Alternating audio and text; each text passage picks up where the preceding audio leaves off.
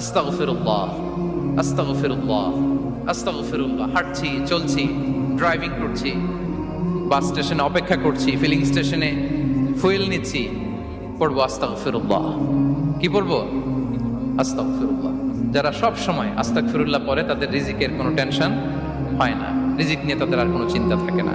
আল্লাহ নবী নূহ আলাইহিস সালাম যিনি ওনার জাতিগোষ্ঠীকে বলেছিলেন, ফাকুলতু আস্তাগফিরু রাব্বাকুম ইন্নাহু কানা গাফফারা, তোমরা বেশি বেশি ইস্তেগফার করো, তিনি ক্ষমাশীল। ইস্তেগফার করলে কি হবে? ইউরসিলিস সামা আলাইকুম মিদরারা, রহমতের বৃষ্টি বর্ষণ হবে, তোমাদের জমিগুলো উর্বর হবে। ওয়া ইউমদিদুকুম বিআমওয়ালি ওয়া বানিন, আল্লাহ তাআলা তোমাদেরকে সম্পদে বারাকা দিবেন, সন্তানে বারাকা দিবেন। ওয়া ইয়াজআল লাকুম জান্নাতিন ওয়া ইয়াজআল লাকুম আনহারা, তোমাদের ফসল ক্ষেতগুলো সবুজ শ্যামল হয়ে ভরপুর হবে, তোমাদের রিজিকে বারাকা নেমে আসবে। তাহলে আমরা যেন বেশি বেশি ইস্তেগফার করি। বিষ্ণু ইসা ইসলাম বলেছেন, মান লাযামাল ইস্তিগফার জাআলাল্লাহু লাকুম মিন কুল্লি দীকিন মাখরাজা ওয়া মিন কুল্লি হাম্মিন ফারাজা ওয়া ইয়ারযুকহু মিন হাইসু লা ইয়াহতাসিব। যে সব সময় ইস্তেগফার পরে তার কোনো টেনশন থাকে না, তার জীবনে দুশ্চিন্তা আসে না, আর এমন জায়গা থেকে আল্লাহ রিজিকের বন্দোবস্ত করে যেটা সে কল্পনাও করে না।